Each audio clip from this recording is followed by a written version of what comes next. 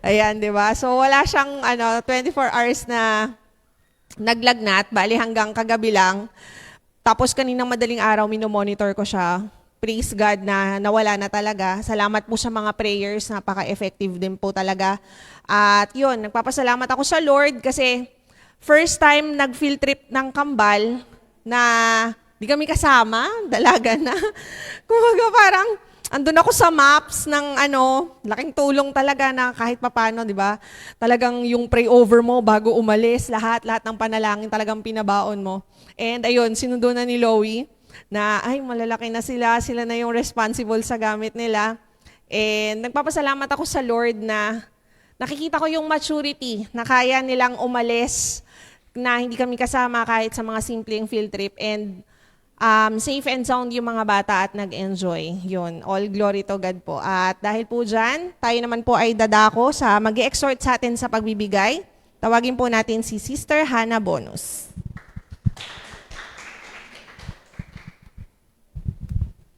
Ayan, magandang gabi po sa ating lahat. So magpapasalamat po ako kasi yun nga, nagkaroon bigla ng fever. Kasi yung parang katapos, kanina po, kahapon po kasi, parang matagal pa, masakit na pakiramdam ko. Pero sinasabi ko, siguro sakit lang ng ulo. So eventually, pumunta lang ako doon para magkuha lang ng biogesic. Tapos nagtanong siya, may fever ka? Tapos sinabi ko, I just feel a little warm. Tapos pagka-check ko, 37 na. So, automatic uuwi na dapat. So, ayun, umuwi na ako. Tapos pagkapunta ako dyan, I seemed normal. Like at first, naging 37, tapos ngayon, it seemed like wala akong fever. Pero eventually, nung nagpa-check ako, eventually naging 39, yun nga. Pero nagpapasalamat ako kasi I managed to get better at sa provision na binigay po ni Lord sa akin. So, dadako na po tayo sa, ayun, nalobat. Dadako na po sa exhortation. Sabi daw sa Proverbs 16, hindi ko na maalala tuloy yung verse. Pero yung sinasabi po dyan, na, na when it comes to like giving, yung pagbibigay ng papuri sa Panginoon, like deepening our relationship with Him, parang we can even receive blessings from our own enemies. So parang tinutukoy dyan na kahit sa mga pinakasimpleng bagay na binibigay mo sa Panginoon, pwede rin maging it can also benefit us in a way na we cannot understand, pero kailangan din talaga ng thanks para sa Panginoon. So, dadako na po tayo sa pagbibigay.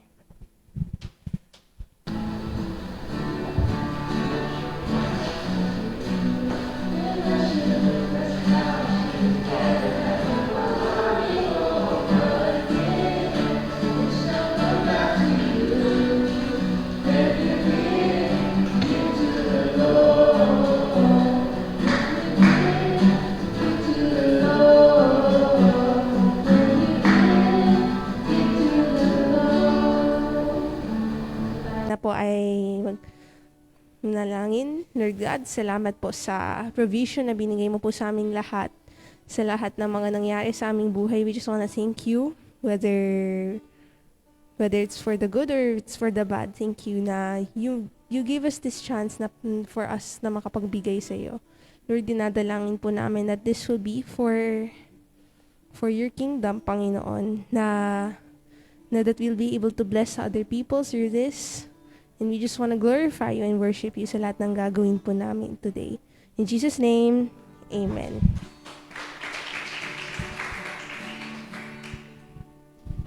Ayan, maraming salamat Ate Hannah sa pag-lead ng ating exhortation. At dahil po dyan, i-ready po natin ang ating sarili sa pinakahuling yugto. Yan, alam mo natin na nabugbog na tayo ng commitment. Sino pa ba tayo para hindi mag-commit, no? Pero alam ko po na itong huling to, ito yung magtutuldok ng commitment. Talagang kailangan ng isang Kristiyano. At i-ready na po natin ang ating mga puso, ating mga sarili para makinig ng salita ng Panginoon through our Sister Weng Shalana.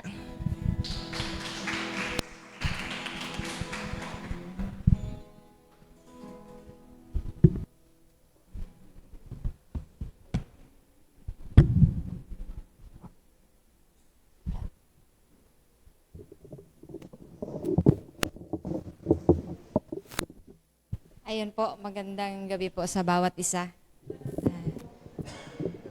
Ah, ayun po, ako din po ay nagpapasalamat sa Lord sa kabutihan niya po. So, ito po yung yung paulit-ulit ko pong or pinakamahalaga po sa akin yung protection po sa bawat isa sa atin and even doon sa especially sa family ko po sa mga anak ko na sa kanilang pagpasok ay nagiging safe and sound po sila, nakakauwi po sila ng safe. And then yung pinakamahalaga po talaga is yung na-share nga ni Pate na yun almost 2 months po silang nagpa-practice dahil doon sa dance. Tapos nabalitaan ko po parang twice po or 2 araw sunod-sunod, 2 kaklase niya nag-collapse. I mean, nahimatay. Na wherein, yun yung pinagpapasalamat ko po talaga kasi alam ko po si Pate po, lagi pong ganon. Pero grabe yung sabi ko, wow, kumbaga, kumbaga gumaling na talaga siya.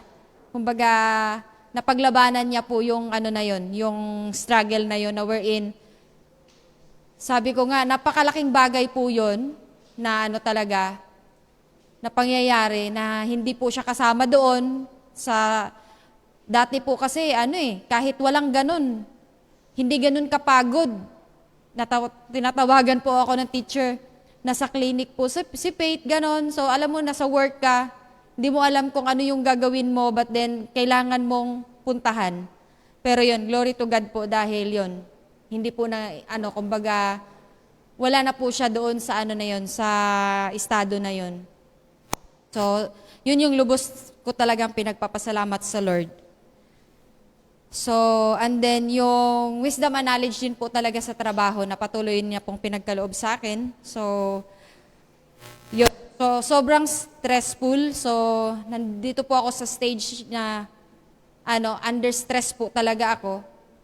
Pero, yun, napakabuti po ng Lord dahil hindi po niya hinayaan na tawag nun? Lumala. Kumbaga, naagapan po yung mga yung mga sitwasyon. So, salamat sa Lord doon sa guidance po talaga. Dahil alam niyo po yun kung hindi ka rin kasi yung hindi ka marunong mag-discern kung ano na po yung nararamdaman mo, yun lalala po talaga siya. So, we should be din po parang pakiramdaman din po natin yung sarili natin kung ano ba to, normal lang ba to kasi kung anuhin mo normal siya para sa akin pero hindi na pala. So ayun po, so salamat sa Lord dahil alam ko naman po na kahit hindi pa po ako nag-take ng gamot dahil mayroon pong requirement bago mag-start pero alam ko po na pinagaling na po ako ni Lord. Kumbaga si Lord po yung humawak na hindi po talaga siya yung initial assessment na 6 months po ako magagamot. So glory to God, confirm po siya na hindi, which is 14 days lang.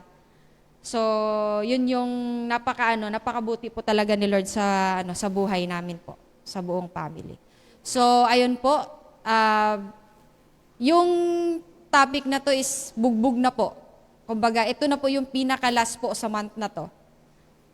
Wherein yung pag-uusapan po natin, it's all about commitment. And sabi ko nga, nung last week, sabi ko may natamaan yata sa topic talaga na commitment. So, yun po yung kumbaga, kinatuwa ko po dahil yun. Nakita ko po yung buong family na na pangalawang best na po na nagmi-midweek. So, salamat sa Lord dahil, ayun po, kumbaga, hindi ko man siya nasabi, but then, kumbaga, yun po talaga kasama ng prayer ko na sana po, marami po talagang mag-commit sa Lord po. Na, alam niyo po yun, kahit gaano kahirap, yung panahon, balansihin yung time natin, but then, we prepare talaga, o na sumunod po talaga sa Lord. So, bakit ba tayo magkukumit? So, for sure, magkukumit lang po tayo kung tayo po ay naniniwala kung gaano po talaga kadakila po yung Diyos natin na sinasamba. So if we believe po na God is sovereign and then He is good, tapos minahal niya tayo na wala pong kondisyon, kasi 'di ba katulad natin mga magulang, yung love natin doon sa mga anak natin, it's unconditional po talaga. So ganun din po si Lord sa atin. Kung paano po natin minahal yung actually sa mga sa anak natin, meron pang kumbaga meron pang certain difference po doon sa kay Lord. Pero grabe si Lord nagmahal po sa atin dahil kahit gaano na po natin kasama, pero hindi po pa rin po tayo iniwan ni Lord. Tapos, of course, din po, si Lord po ay napaka-committed po talaga sa buhay natin. Kasi, di ba po, kahit ano pa yung ginagawa natin, still, andun pa rin yung ni Lord na gabayan pa rin tayo. Binibigay pa rin ni Lord sa atin kung ano po yung pangangailangan natin. And, of course, nagtiwala tayo sa Kanya na si Lord lang po ang may alam talaga kung ano yung purpose natin, what is best for us. So, yun, kung syempre naiintindihan po natin yung 5 tanong na yan, kung naniniwala po tayo sa 5 tanong na yan, of course, yan po yung magti-trigger sa atin na magkukumit po tayo kay Lord because we believe na siya po yung pinaka-powerful po sa lahat. So kung babasahin po natin yung verse na to, yung 2 verse na it seems very similar, yung Psalm 37:5, ang sabi dito, commit everything you do to the Lord. Trust Him and He will help you. So, ang dito is a command po talaga na let's commit everything, hindi po by exception. So sinasabi po dito, wala pong kondisyon dito na hindi po ako makapag-church dahil mayroon po akong gagawin. Hindi po ako makapag-church dahil busy po ako. Hindi po ako makapag-church dahil may trabaho po ako. Hindi po ako makapag-church dahil hindi ako okay eh. So, dito, sinasabi po talaga sa verse na to na dapat po talaga mag-commit po tayo kahit ano pa po yung gagawin natin, kahit saan tayo, kailangan, it's a command po. So, bakit kaya tayo magtiwala sa Kanya? Dahil kung naiintindihan po natin na si Lord po yung provider or si Lord po yung creator natin. Di ba po, being a Christian, bago po tayo makonsider as Christian, is we accept si Lord po yung our Savior natin at saka creator. So syempre, create po tayo ni Lord dahil with its purpose po talaga. Meron po tayong purpose dito sa mundo. So ano po ba yung purpose natin dito sa mundo? Ang purpose po natin dito sa mundo is to serve the Lord. Wala pong iba. Dahil ginawa niya tayo dito para gawin po kung ano po yung utos niya. Wala po tayong ibang gagawin. Kasi, bakit po ba? May magagawa pa po ba tayo pag si Lord na ang ayaw na tayong mabuhay dito sa mundo or hindi na tayo magsiserve sa Kanya? May magagawa pa po ba tayo? Wala po tayong magagawa. Kahit gustuhin mo man na mag-serve tayo kay Lord bukas, sabihin mo, sa Sunday na lang po ako magsimba. Sa susunod na lang po na midweek ako mag-church. Sa tingin mo ba mangyayari pa yon kung hindi na po kalooban ni Lord? Hindi po. Wala po tayong magagawa. Kaya, ano po ba yung pipiliin natin? to choose our ways without considering kung ano po talaga yung pinapagawa ni Lord? So ano po ba yung gusto natin na maabutan tayo doon sa, di ba po, alam naman po natin na mayroon po, kumbaga, itong mundo na to is temporary lang. Alam po natin lahat yun as Christian po, na we are temporary lang po dito. We have an eternal life po. So paano pag naabutan tayo na, alam nyo yon, nandun tayo sa makamundo. Pinili natin yung makamundong gawain, tapos wala, end of the world na. So, di ba po, masarap pong tayong pupunta doon sa eternal life kung tayo po ay nandun po sa gawain ng Lord. So, ayun po. So, same din po dito sa Proverbs 16:3, commit your actions to the Lord and your plans will succeed. So, kailangan din po natin maintindihan na yung plano natin, it's only our plan. Pero, yung plan ni Lord, still, yun pa rin yung best. Bakit? Sa plano natin, ang dami pong challenges niyan. Ang dami pong mga uncertainties po dyan. At saka, hindi po natin alam, doon sa mga plano natin, sarili natin ang nilalagay po natin sa alanganin. Pero pag sumunod po tayo kay Lord, wala pong alanganin sa action ni Lord.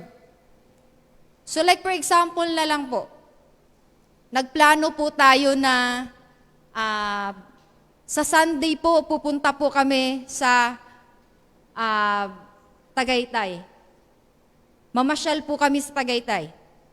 Hindi po muna kami mag-church. So doon pa lang, tapos ang nangyari, may na-aksidente.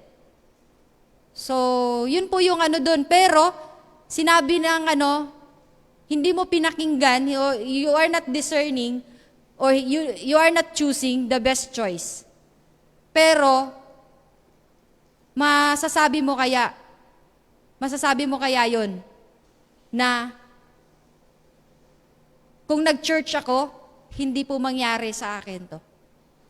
Kasi kung nag-church po ako, bago po ako pumunta dito, of course, yung aksidente na to, umaga nangyari. So, safe po ako dahil, ayun. So, kumbaga, naiwasan ko yung oras na yon ng aksidente. At saka marami po talagang instances po. So like for example na lang po malilate ka na.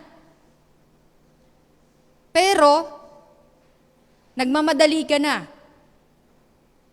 Tapos magugulat ka na lang, bakit ba naplat ako? Kung kailan ako nagmamadali, saka pa ako naplat. Common reaction po is, maiinis po tayo. Pero, we should look kumbaga, ano po yung kabilang aspeto doon? Ano yung positive? So sa lahat po ng ating, di ba po ang sabi nga po is, in all circumstances, we need to give thanks to the Lord. So yun po yung doon. So kahit napakamasalimuot na po, malilate ka na, naplat ka pa, kailangan mo pa rin ipagpasalamat. Bakit? Dahil kung hindi ka naplat, nagtuloy-tuloy ka, posible pang nakasama ka doon sa nasabugan ka ng bomb. So mayroon pong ganun po na mga pangyayari. Kaya pala naplat ka dahil protection pala yun ni Lord sa'yo dahil ayaw po ni Lord na masama ka doon sa bombing. Kaya ka po kumbaga dinelay po ni Lord na after ng nagpa-vulcanize ka, nung tumakbo ka, pagdating mo doon, tapos na. Wala na. So yun po yung kailangan siguro nating maintindihan na sa lahat po ng circumstances po na nararanasan po natin, kahit masakit, uncomfortable, but give thanks po talaga sa Panginoon. Dahil yun po ay plano ng Lord na mas nakakabuti kaysa plano po natin. So ayun po, so ang pag-uusapan po natin is yung bakit ba ano po ba yung magigay natin pag nag-commit po tayo? If we keep our commitment, ano po ba yung mapapala natin? So sa atin po, personal, una is, we demonstrate our accountability. Ano ibig sabihin nun? When we decide to become accountable to ourselves, other will notice. No? Accountability is a huge quality po talaga. Even sa di ba, sa employer, sa friends po natin. Alam mo yung yung makikita po nila yung pagiging accountable po natin. So doon po tayo hinahangaan yung mga alam niyo yon na parang ma-attract po sila sa atin because of our characteristic. Hindi mo na kailangang hindi mo na kailangang sabihin, kumbaga, itong tao na to, napaka-disiplinado na to. Pag ito po nagsabi na to, wala, kumbaga, kumbaga, panghawakan po ng tao. Kung ano po meron ka.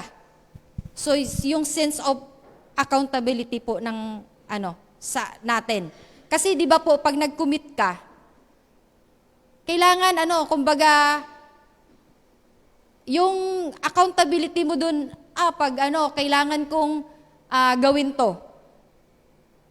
Like for example na lang po sa etong actually last week lang po ako kumbaga in-inform ni Ate Au na ganun. Pero alam niyo po 'yon, yung una nag-decline po ako. Pero sumunod, sabi ko ano ba 'yan? Kumbaga sa po ba? Okay po ba sa'yo? Sabi ko, kailangan mong, alam mo 'yon, mamili. Pero of course, sabi ko, kung tatanggi ako dito, hindi po si Ate ang nireject ko po, si Lord po. Kaya yun po yung ko talaga na sabi ko, grabe naman to. Napaka-stressful na itong moments na to po talaga, itong time na to sa trabaho ko, nandoon yung sobrang stressful, frustration, as in pressure sa work, but then sabi ko, para kay Lord, at alam ko naman na wala naman ako magagawa kung ayaw ni Lord na, let's say, kahit gusto ko mang pumasok sa work or gusto ko pang mabuhay, kung ayaw na ni Lord, wala naman ako magagawa pero kung sumunod ako kay Lord, siguro naman, wala pong there is no harm po talaga pag susunod ako kay Lord. So, regardless kung ano man yung napagdaanan ko sa trabaho, I need to set aside. Kailangan ko pong bigyan ng oras si Lord. So, siguro naman, sa atin, bawat isa sa atin, hindi po madali gumawa ng topic. Grabe, yung alam nyo yung ilang beses mo siyang i-construct sa mind mo, pag ginawa mo na, magbabago na naman. So, grabe po yung kumbaga, i-redirect ka ni Lord kung ano po yung suitability po talaga. Nagawa mo na, tapos, ulitin mo na naman. So alam mo yon, hindi ka matapos-tapos po talaga, considering na napaka-limited lang yung time mo, pero you cannot insist You cannot insist po talaga, okay na yan.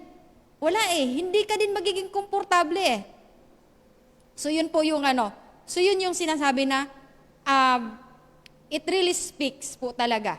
If you're very, kumbaga, yung accountability po talaga, it will speak po talaga out of you. Na hindi mo na kailangan talaga nasabihin na ganun klase kang tao, but your action speaks talaga. Sumunod is, you become an inspiration. So, di ba, pag committed ka, magiging ano ka eh, parang nilulook after ka ng mga kasamahan mo, mga friends mo, family mo. So like for example na lang, specifically po sa akin, I become an inspiration po talaga sa amin. Bakit? Dahil sa akin po, marami pong nag-a-aspire talaga na mag-aral, makapagtapos.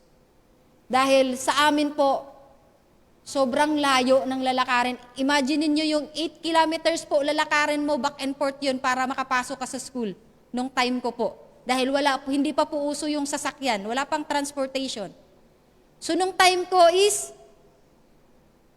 2 lang kami nakagraduate ng college doon sa place namin. Grabe, paligsahan kami doon maglalakad. Senior ko nga lang siya. So grabe yung talaga na nagiging inspiration po talaga ako ng mga pamangkin ko, yung mga kabatch ko na pamangkin, wala pong gumraduate ng college po. Pero yung mga mas bata po, nung nakita nila ako na nagiging successful, sabi nila, gusto ko pong maging katulad kay auntie, kay tita. Gusto ko pong umalis dito sa ito sa lugar na to. Dahil kung hindi po ako magsisikap, nagiging inspiration po nila yung sinabi ko sa kanila, hindi mo kasalanang pinanganak kang mahirap. Pero kasalanan mo na kung mamatay kang mahirap. At saka kung hindi ka magsisikap ngayon, hindi mo mababago ang estado ng buhay mo. Kung ano yung parents mo ngayon, ganun ka rin hanggang sa pagtanda. So yun po yung nagiging inspiration po ng mga pamangkin ko. Glory to God po dahil lahat ng pamangkin ko nung mga simula, pinutol po yung curse talaga doon sa yung kaedad ko na pamangkin, yung mga kabatch ko, yung lahat po na yon is gumraduate po talaga sila lahat ng kolehiyo. So glory to God po talaga doon. So napakalaking bagay din po talaga. Yung you become a role model po talaga sa family. Sumunod is, bakit ginawa ko yun? Because I'm committed po na kailangan kong gawin to. Para din po sa sarili ko. So, ganun po dapat tayo. Pag nagsiserve po tayo sa Lord, we should be an inspiration to others din po. Dahil nakikita, itong family na to. Kumbaga, grabe yung dedication, grabe yung commitment po sa Lord. So, makikitaan po tayo na, di ba napakasarap pakinggan yung buong pamilya sama-sama po na magsiserve sa Lord. Napakasarap pakinggan po at saka magiging inspiration po tayo sa iba. Gusto ko katulad po nila Brother Louie at saka ni Sis Madel na family dahil lahat po sila napaka-committed po nila mag-serve sa Lord. So yun po yung hindi po yan tawag nun, it's real po talaga na maririnig po natin. Sumunod is you establish a routine. So, pag yung commitment po talaga natin, na-keep po natin, hindi na po tayo mahihirapan. Pag nagiging routine na, hahanap-hanapin na natin yan. So like for example na lang, Monday, LTP, tapos Tuesday, Bible study, Wednesday, midweek, yun po yung regular. Tapos Bible study na naman. Pagdating ng Saturday, prayer and fasting. Nung may T40. So alam mo yon, hanap-hanapin mo na kumbaga nakaset na yung mind mo. Pag Lunes, kailangan kong umuwi ng maaga dahil may LTP po. Regardless kung gaano ka man ka-busy, wala na. Pero nung una, syempre mahihirapan ka because it's not part of your routine.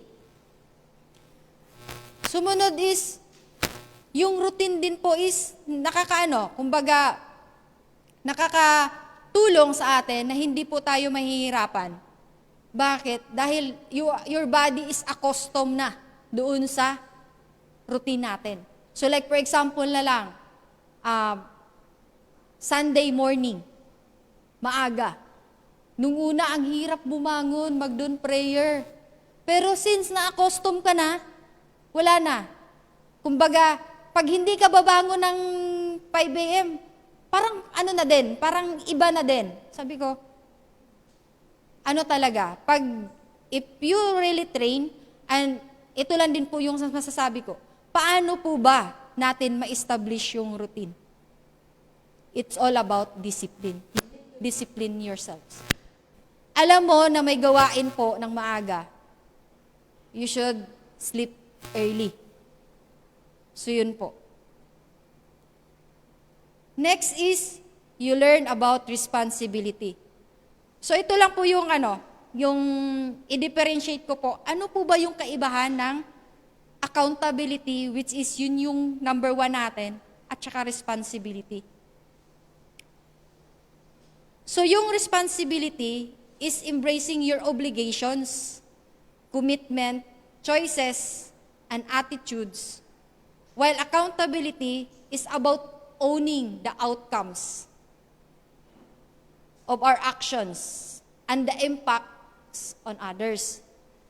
So, ibig sabihin, yung ginawa mo, ikaw yung responsible na gagawin yung isang action na yon, pero kung ano man yung impact doon sa iba, is ikaw yung magiging accountable nun.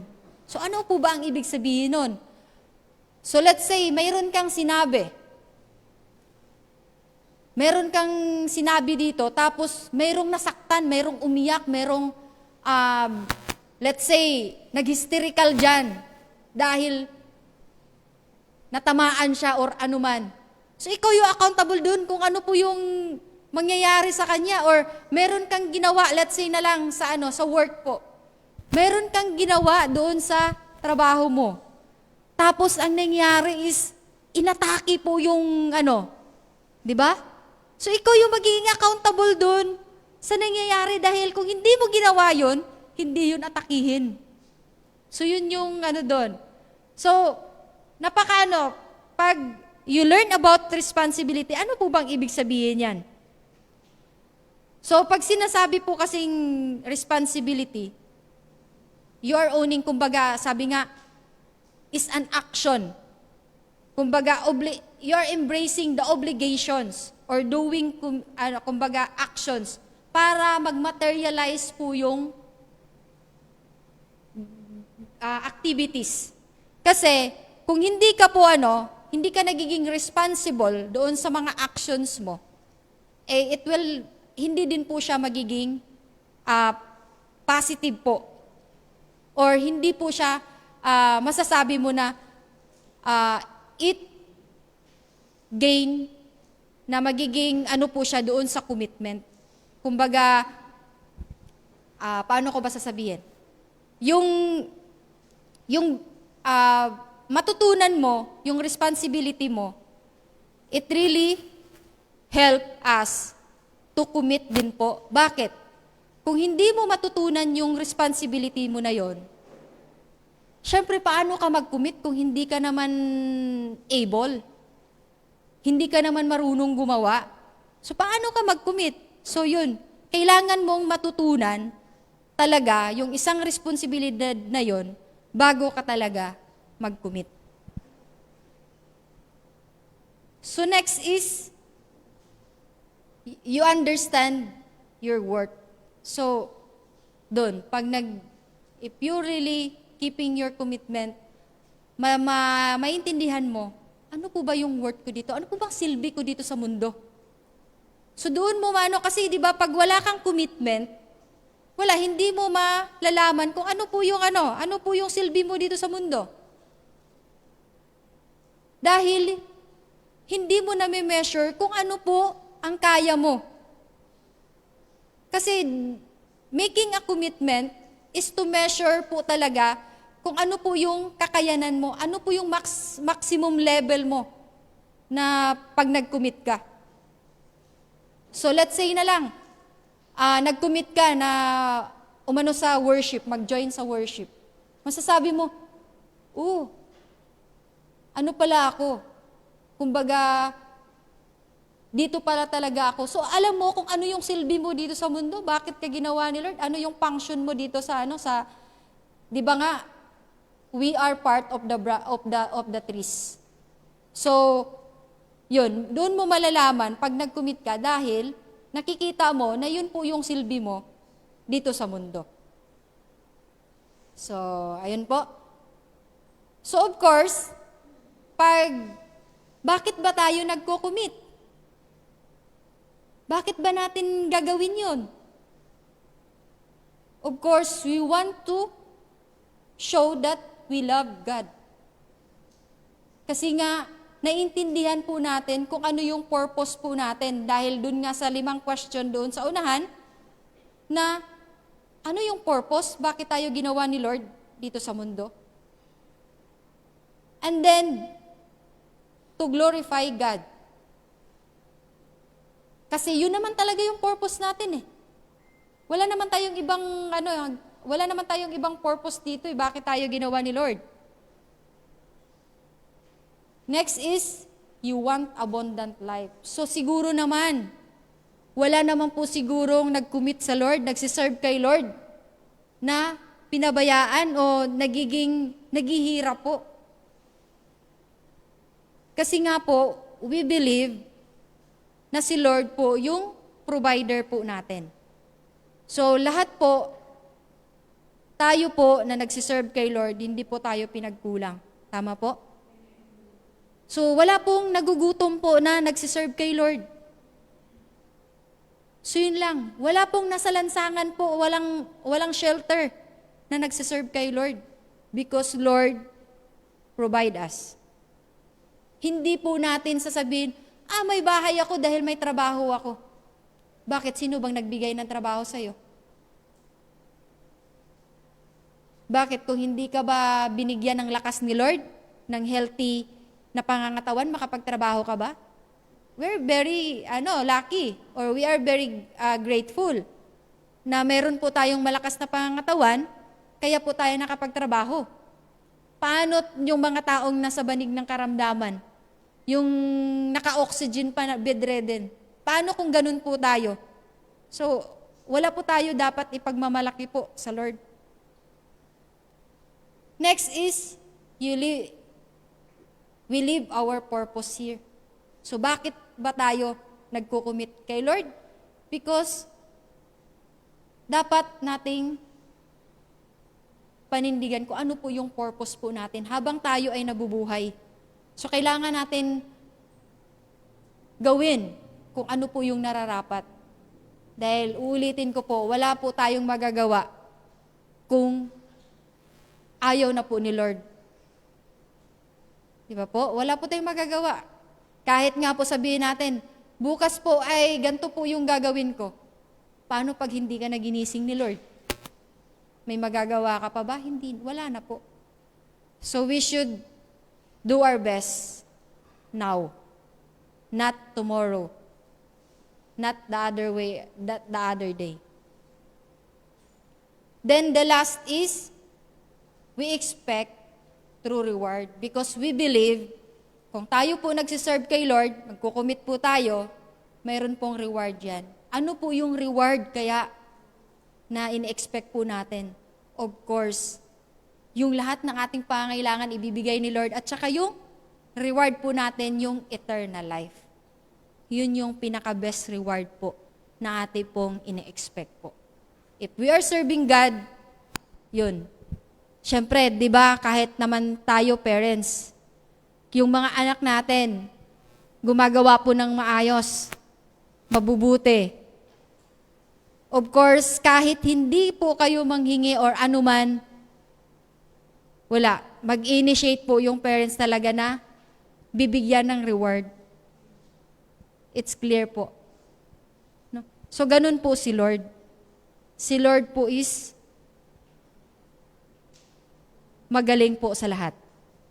That we are, kumbaga, yung hindi po natin in-expect po is nangyayari po in different ways because Lord is giving us reward doon sa mga sacrifices natin.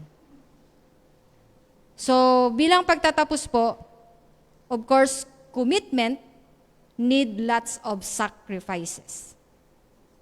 Bakit ba? Bakit ba kailangan natin magsakripisyo pag nagkukumit tayo?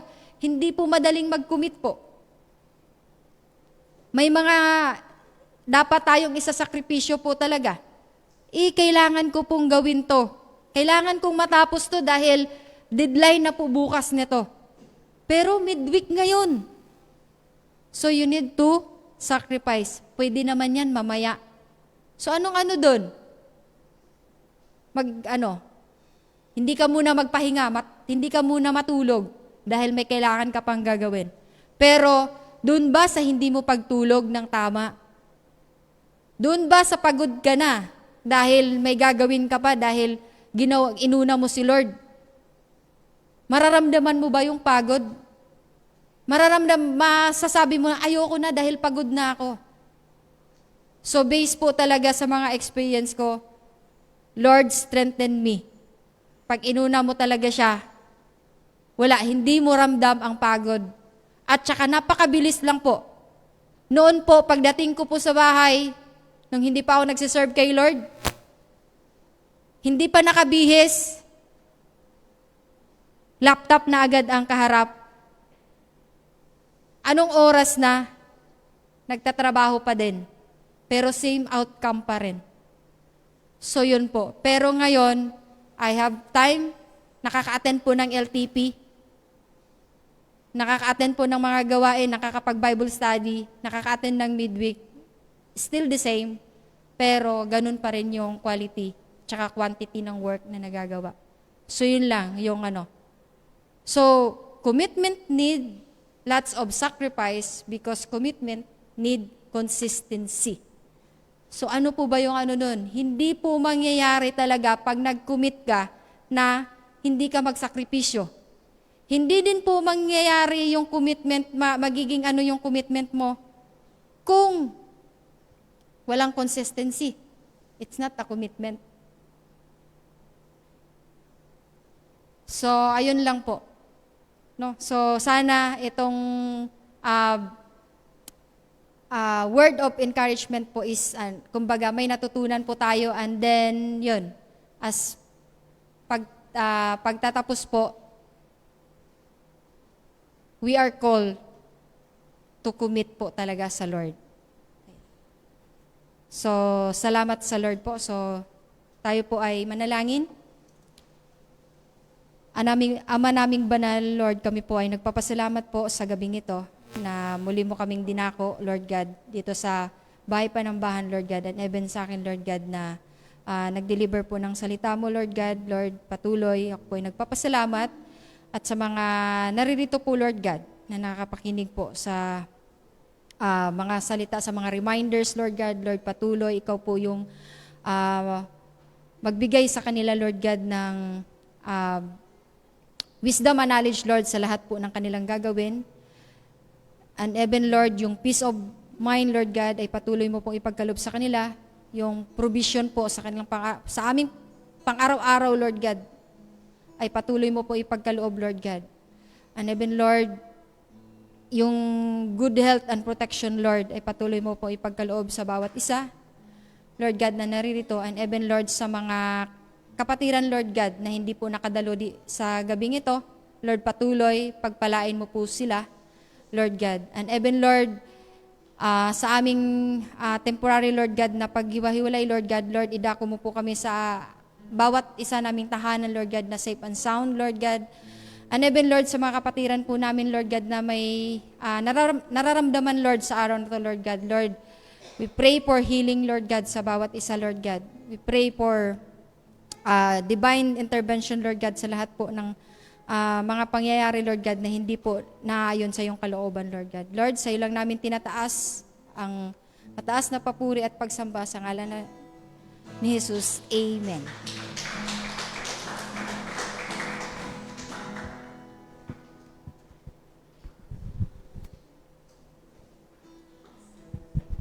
Ayan, maraming salamat, Sister Weng, sa isang napakagandang mensahe.